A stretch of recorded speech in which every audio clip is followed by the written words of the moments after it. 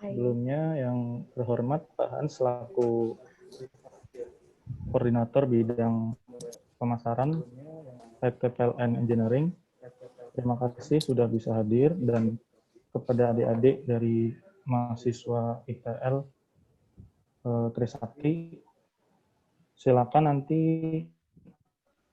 dipandu salah satu ya dari adik-adik mungkin, Baik. dan waktu tempat dipersilakan. Baik, selamat siang Pak Hans. Sebelumnya terima Selamat kasih. siang. Panggilannya apa ya? Viosa? Ya, boleh Viosa. Panggilannya apa, Mbak? Ya, Viosa saja Pak. Oke. Selamat bergabung dengan Lanjut, kami. Sebelumnya saya dan rekan-rekan saya ingin mengucapkan terima kasih telah meluangkan waktunya di sela-sela waktu kesibukan Bapak, dan terima kasih telah bersedia untuk menjadi narasumber untuk kami.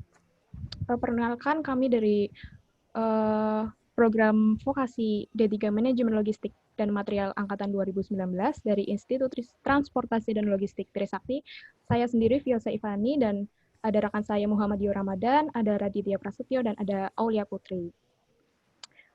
Sebelumnya boleh silakan perkenalkan diri Bapak terlebih dahulu. Saya? Iya Pak, selaku... Bukan yang empat-empatnya aja perkenalkan diri, baru saya yang bicara. Oh, baik, silakan Muhammad Dio Ramadan memperkenalkan diri. Perkenalkan, nama saya Muhammad Dio Ramadan, dipanggilnya Dio aja Pak. Ya, saya bagian dari kelompok ini. Udah, itu aja, cukup. Selanjutnya silakan Aulia Putri. Siang Pak, saya Aulia Putri, biasa dipanggil Aulia. Silakan Raditya. Perkenalkan, nama saya Raditya Prasetyo Aji. Saya dari mahasiswa D3 MLM Logistik dan Material. Terima kasih Pak. Baik. Selanjutnya. Mau nanya ya? Oh, boleh Pak. Saya boleh nanya nggak? Ini apa kampusnya? TL Trisakti Pak. Dulunya STMT Trisakti nggak? Betul, Pak. betul. Udah ganti nama jadi ITL. Oh, ITL. Oke. Satu grup dengan Universitas Trisakti kan? Iya, betul. Satu yayasan. Satu yayasan. Ya, satu yayasan Pak. Iya. Kakakmu ini nggak ngerti historicalnya. Karena saya juga, mohon maaf, saya juga Trisakti juga, tapi Universitas Trisakti. Dari Teknik Sipil Trisakti. Oh. Angkatan berapa Pak? Wah, jangan lihat angkatan paling muda saya. Oke, lanjut. Saya perkenalkan diri ya? Iya, Pak. Iya, Pak. Oke, nama saya Hans Siregar, lahir di Jakarta, dapat marga Siregar. Habis itu saya udah di PLNE sejak tahun 2004. Baru diangkat 2009. Jadi pastinya itu. Nah, sekarang posisi saya yang ditampilkan tadi Pak Mitra, koordinator bidang pemasaran. Nah, kemarin sih Pak Mitra sudah kisi-kisi ya, ada berapa pertanyaan? 6. Iya, Pak. Cukup banyak ya pertanyaannya. Ini untuk tugas apa ya, mau nanya? Mata kuliah Intermediary Business. Oke. Ini rata-rata anak Jakarta atau anak luar Jakarta semua ya? Dari Jakarta, Pak. Oh, mayoritas sih Jakarta. Jabodetabek sih Pak. Paling Viosa aja nih yang Iya. agak jauh nih. Oh, anak Jakarta. Lanjut. Ya, langsung mulai pertanyaan aja, Mbak. Saya juga mungkin agak baik. cepat ya nantinya. Iya, baik, Pak. Jadi saya akan bertanya, yang pertama, sejauh mana sih Pak COVID berdampak terhadap proses bisnis perusahaan dari PT Prima Layanan National Engineering ini? Nah, pertanyaan pertama langsung dijawab ya. Jadi Baik, Pak. saya langsung jawab ya. Sejauh mana COVID berdampak terhadap proses bisnis perusahaan PLNE? Dampaknya cukup besar ya. Cukup besar terhadap satu, pendapatan perusahaan. Kedua, cara kerja atau metode kerja yang biasa disebutkan pemerintah sekarang adalah perubahan dari normal jadi new normal ya. Di mana ada pola kerja yang berubah, yang tadinya menggunakan tatap muka lebih sering, jadi pakai virtual. Itu jadi pola budaya yang berubah banget ya, pola budaya kerja yang berubah banget, di mana di situ juga ada lebih banyak mengedepankan digitalisasi jadinya. Yang tadinya kita pakai tradisional jadi digitalisasi. Itu sih yang bisa kita jawab. Kalau semua jawab nanti minggu nomor 2, 3, 4, 5, 6 nanti jawabnya. Ini satu-satu aja ya. Iya, Pak. Ya, Pak. Kemudian saya mau bertanya, Pak. Sejauh ini apa sih perbedaannya? Ya lanjut, Mbak. Ya. Saya mau bertanya ya, Pak. Saya juga mau bertanya sama Mas. Apa saja perbedaan sebelum pandemi dan sesudah pandemi atau sedang terjadinya pandemi terhadap perusahaan, Pak? Mungkin kegiatan sehari-harinya ataupun kegiatan di dalam bisnisnya itu sendiri, Pak. Iya, yang tadi saya sampaikan untuk pertanyaan pertama ya. Jadi perubahan pola kerja yang tadinya tatap muka berubah jadi virtual, satu.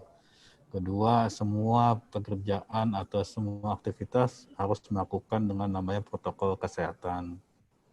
Yang ketiga, adanya pola namanya working from home sama working from office. Jadi yang namanya di zaman pandemi ini efisiensi biaya dikedepankan. Karena secara makroekonomi maupun mikroekonomi semua ada dampaknya terhadap perusahaan PLNE. Berarti di perusahaan Bapak ini tetap mengadakan kerja Bukan di perusahaan kantor. saya, Mbak. Bukan perusahaan saya. Di tempat Bapak bekerja. Oh iya. Perusahaan saya beda. Yap. Itu karyawannya tetap masuk kantor gitu ya, Pak? Masuk kantor dengan pola yang jangan banyak orang berkumpul. Jadi ada maksimum Tetap ruang kerja. Protokol kesehatan gitu ya, Pak? Ya, jadi enggak yang karena penerapannya seperti itu. Kerjanya normal atau gimana, Pak? Maksudnya normal? Jam kerja kan kita tahu biasanya jam kerja ini dari jam 6 sampai jam 5 sore. Jam kerjanya normal. Ya. Jam kerja normal, tapi medianya ada yang di kantor maupun ada di rumah bekerjanya. Oh, oke. Ada yang mau lanjutannya mungkin? Saya mau nanya sama Mas. Itu jenggot atau brewoknya bisa manjang gitu pakai obat apa ya? Ini tumbuh sendiri, Pak. Oh, tumbuh sendiri? Ini baru dipotong. Oh, luar biasa. Oke. Alhamdulillah. Oh, ya. Mau ketemu Pak Hans, Pak, dipotong, Pak. Oh, gitu ya. Biar rapi. Oh, iya. Lanjut. Supaya nggak tegang. Saya mau tanya Pak, apa saja sih dampak terburuk yang telah menimpa perusahaan tempat Bapak bekerja? Pertama adalah revenue perusahaan, pendapatan perusahaan.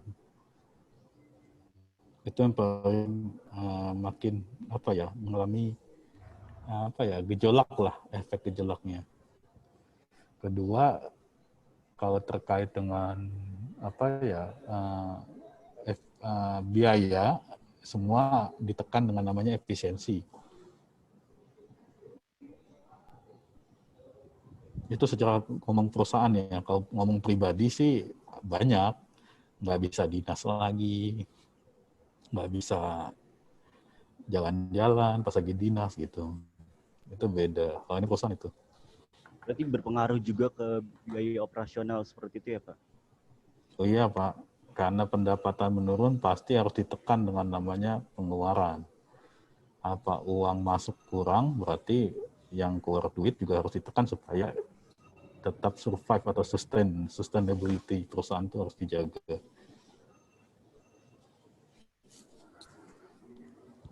Jauh ini di perusahaan Bapak bekerja, apakah ada pengurangan karyawan, Pak? Kalau pengurangan karyawan belum ada ya, tapi kalau yang biasanya kontrak habis atau pekerjaan outsourcing yang sudah habis ya, itu kan umum ya, ada yang tidak diperpanjang, ada yang diperpanjang. Tapi kalau pengurangan pegawai secara aturan lain sih nggak ada ya, tiba-tiba ada PHK atau pensiun muda, nggak ada.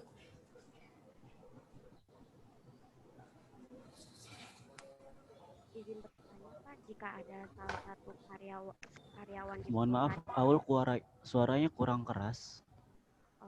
Yang keras itu laki-laki, Pak. Yang lemah lembut. bertanya Pak, kalau misalnya ada salah satu karyawan di perusahaan Bapak yang terkena COVID-19, itu bagaimana ya Pak perusahaan untuk menanggapinya? Apakah ada asuransi atau bagaimana Pak? Oh, itu ada aturan sendiri, ada edaran direksi terkait protokol kesehatan ya untuk penanggulangan COVID. Jadi karena peraturan direksi yang cukup banyak, cuma ngambil kesimpulannya aja ya, bahwa kalau ada teman-teman yang terkena positif, dia harus melakukan sesuai dengan aturan protokol kesehatan di isolasi mandiri atau apa, atau dimasukin ke wisma atlet atau apa. Tapi biaya-biaya kayak seperti rapid test itu ditanggung sama kantor. Kalau swab test itu untuk ada dibutuhkan, tapi harus ada surat persetujuan dari direksi masing-masing untuk biayanya ya. Bisa melakukan, bisa, tapi ada surat persetujuan dari direksi. Sebelumnya di perusahaan Bapak, karyawannya udah ada yang pernah kena COVID belum Pak? Kalau boleh tahu.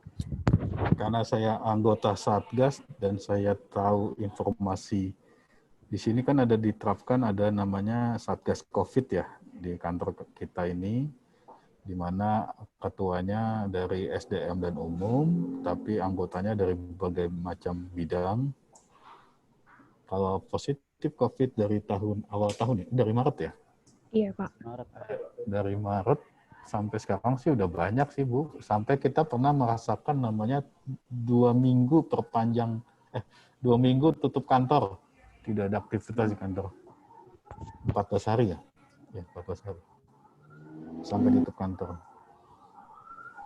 Dan itu kita juga, kasusnya karena di sini di kantor ini ada, di gedung ini, ada satu perusahaan lagi, anak perusahaan PLNE, PLN Engineering, yaitu PPN. Jadi efeknya kalau satu PPN yang kena, kita juga efeknya kena juga. Maksudnya dalam artian bisa terkena efeknya karena 2 perusahaan di satu gedung.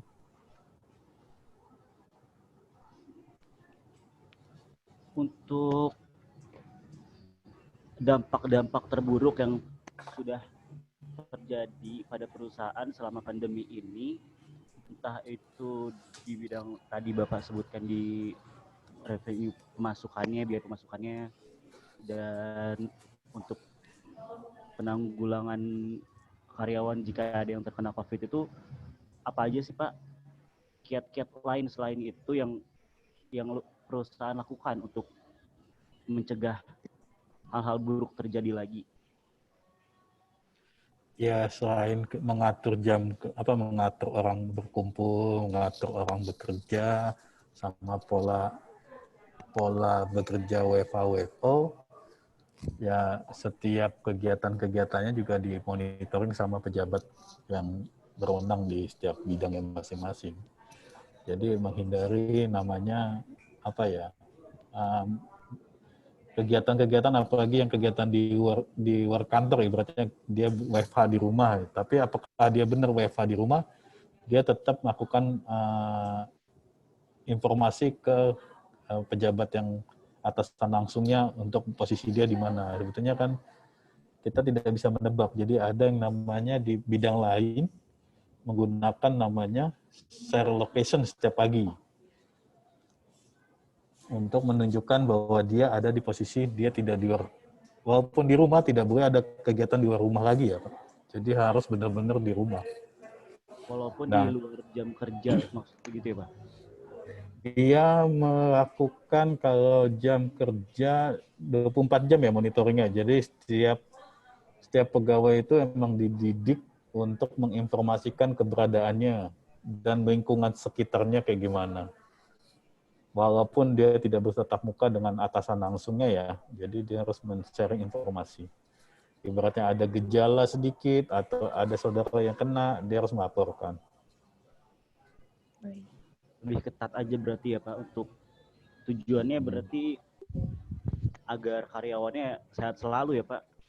Oh iya, supaya nggak jadi transmisi internal pas lagi dia nanti pas di kantor jadi transmisi internal, menghindari itu. Ya. Itu kalau untuk meeting dengan klien, apakah dilakukan dengan cara virtual atau klien datang ke perusahaan Bapak, tempat Bapak kerja? Kalau posisinya kita yang di kantor, itu harus tamu melakukan rapid test, menyampaikan hasil rapid testnya. Kalau di kantor kita, tapi kalau di kantor PLN kantor pusat, sama juga. Pas lagi kita berkunjung, kita harus menyampaikan rapid testnya. Sesuai aturan main setiap perusahaan ya. Nah, kalau klien, kami usahakan tidak bertatap muka langsung. Ibaratnya kita menggunakan opsi virtual dulu. Kalau emang dia maksa, ya Bapak kan tahu kalau cewek maksa kan, atau pacar maksa kan ya gimana ya. Ya tinggal negosiasi aja kan sebagai laki-laki. Kok Mbak Fiosanya yang senyum-senyum ya? Kakakmu senyum-senyum juga nih? Ya karena pengalaman Pak. Oh iya. Ini kakak sepupu atau kakak kandung sih kayak nggak yakin deh. Kelihatannya gimana Kandung, Pak? Di sini kok agak ke Afrika dikit ya. Kalau di situ ini sering main layangan kakakmu ya. Iya Bisa Pak. aja Pak Hans. Main layangan di atas genteng.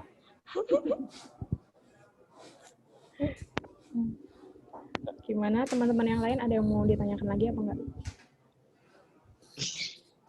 Kalau untuk strategi bisnis, untuk di survei di masa pandemi itu strateginya bagaimana ya Pak di perusahaan tempat Bapak kerja? Ya kita mengoptimalkan digitalisasi ya, media sosial, Instagram, Facebook untuk pengenalan produk tetap ada. Terus surat menyurat tetap ada dilangsungkan. Ya, ibaratnya kita menyurati surat menyurat juga tetap berlangsung sih Pak. Tapi kalau strategi bisnisnya ya mengedepankan virtual, cara pengenalan produk kita, virtual meeting, habis itu media sosial dioptimalkan, tetap surat menyurat, terus telepon, ya itu menggunakan konsep begitu Pak untuk strategi bisnisnya. Gimana caranya kita survive lah. Karena kan sudah ada tahu kalau udah beberapa perusahaan banyak yang di PHK atau pegawai yang di PHK lah. Kita gimana cara survive-nya.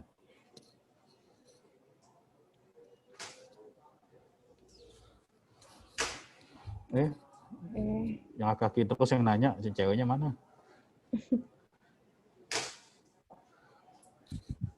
Gimana Aulia mau bertanya? Kalau menurut Bapak lebih enakan Lebih enak. lebih enakan Kayak makan. lebih enakan kerja di kantor atau lebih enakan di rumah? Saya lebih enak di kantor. Alasannya fokus ke kerjaan. Kalau di rumah diganggu anak-anak dan tidak fokus ibaratnya. Saya bilang kalau di rumah semua bisa, karena tidak bertatapan langsung, bisa aja semua berbagai alasan pegawai kan. Oh iya saya kerja, ibaratnya ibu-ibu lagi masak, bantu gitu. Jadi pasti ada hal-hal yang tidak disampaikan secara langsung. Walaupun ya kita percaya ya positive thinking, tapi pasti ada hal-hal yang kegiatan kalau di rumah ibaratnya yang tidak bisa diprediksi, ibaratnya gitu. Apa kerjaan rumah yang harus diselesaikan juga. Nanti pakai sarungan di rumah, pakai daster ceweknya, ibu-ibunya. Itu makanya kalau kami di pemasaran setiap kegiatan harus menyampaikan videonya. Karena saya pengen tahu kondisinya. tatap mukanya pakai video, jangan diumpetin videonya. Tahu-tahu dia nggak siap. Jadi ibaratnya kegiatan itu tetap berlangsung secara walaupun medianya di rumah ya. Dia harus pakai pakaian dinas, terus dia fokus di kerjaan nanti. Jadi dia tahu posisi di rumahnya di mana atau di jalan kah. Nah itu kami monitornya divisi bidang pemasaran itu setiap pagi Zoom pagi dan setiap sore Zoom sore setiap hari. Itu memonitoring semua kegiatan rutin tiap hari. Dari pagi perencanaannya, realisasinya di sore hari kita update lagi. Itu rutin setiap hari sampai saat ini ya, dari bulan Maret kemarin. Walaupun biaya internetnya makin mahal. Itu kakakmu udah curhatin Pak Mitra. Boleh ya, perusahaan ini tuh ada kerjasama dengan perusahaan lain nggak Pak? Kerjasama itu maksudnya kita sebagai sejajar atau kita sebagai pihak kedua atau pihak pertama? Pihak kedua. PLNE sebagai pihak kedua? Iya. Oh iya, itu kegiatan rutin kami, Pak. Di pemasaran deh. Jadi di pemasaran itu memang harus masukkan kontrak. Jadi kontrak itu kita PLNE sebagai penyedia jasanya. Ada satu pemberi kerjanya. Berarti kita pihak keduanya, PLNE-nya. Oh, oke. Itu yang untuk mendapatkan revenue itu, kontrak itu dengan pihak pertama.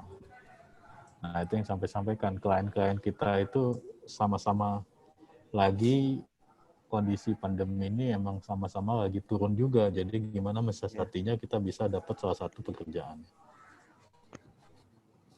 Oke, Pak. Angkatan berapa? 2019 kalian ya? 2019, Pak? Iya, Pak. 2019. Semester berapa? 6 ya? Enggak, saya baru semester 3. Baru semester 3, Pak. Ini kan 2020 ya, aku pikir 2021 ya. Iya. Semester 3 akhir sih. Januari iya. luas. Oh, masih sering tawuran nggak di situ nggak ya?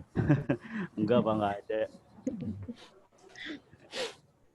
Emang? Saya izin bertanya. Oh iya, silakan Aul. Panggilnya Aul. Iya, Aul. Gue kamu. Oh iya. Kalau misalnya karyawan kerja di rumah, itu apakah perusahaan menyediakan kuota internet seperti pemerintah kan kalau mahasiswa dapat kuota internet, apakah perusahaan Bapak juga menyediakan kuota Sampai internet? saat ini belum ada kebijakannya sih, Mas. Jadi masing pegawai. Mohon izin Pak Hans dan adik-adik berhubung waktunya terbatas. Mungkin satu pertanyaan terakhir ya, karena udah 4 menit lagi. 4 menit lagi, emang berapa menit? Ini Pak, ada limitnya Pak, Zoom-nya. Ada limitnya. Iya, Pak.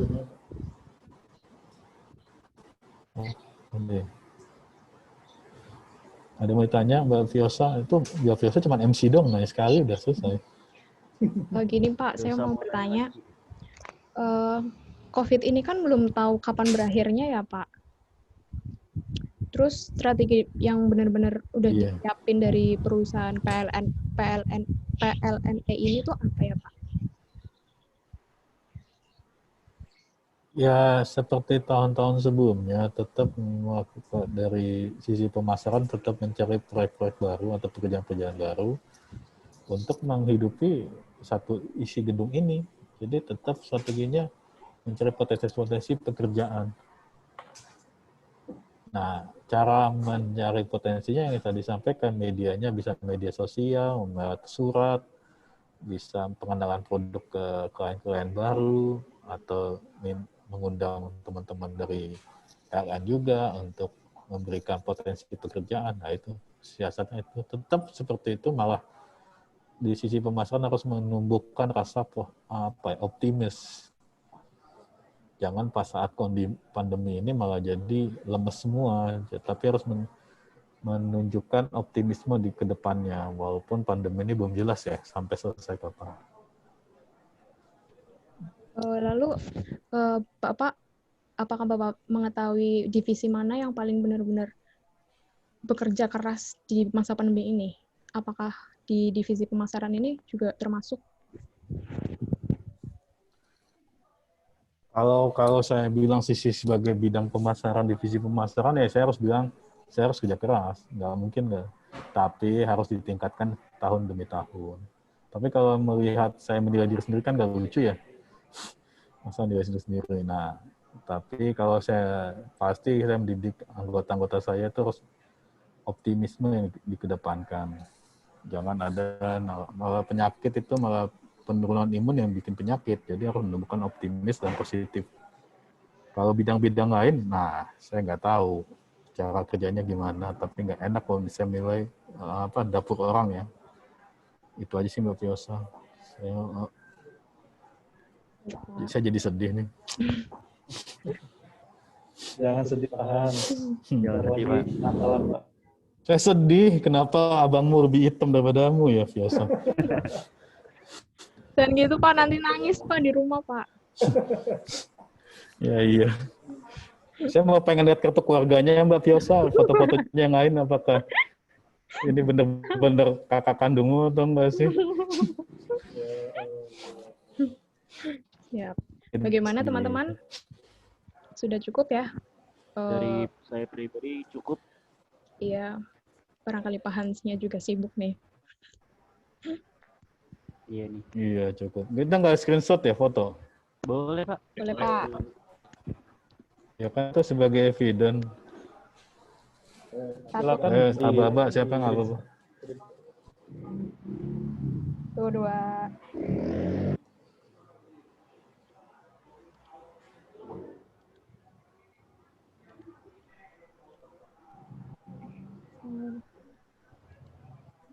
Siapa yang moto ya? Kok pada diem semua? Sudah di screenshot? Sudah Pak. Oh udah. Oke. Baik, Oke. terima kasih banyak ya Pak. Terima kasih atas banyak ya. waktunya. Makasih banyak ya, Pak. Ya terima kasih. Ya. Oke. Terima kasih banyak. Terima kasih buat Pak Mitra yang telah jadi Terima kasih. PO-nya. Sama-sama, Pak Hans. Oke, kalau mau minta interview lagi nggak apa-apa, saya buka waktunya Pak. Ya. Baik Pak. Boleh Pak. Ya, baik. Selamat Buka nomor kerja, PIN selamat ATM ya. beraktivitas kembali. Oke, Siap. sama-sama. Terima kasih Siap, Pak Mitra, Pak. Pak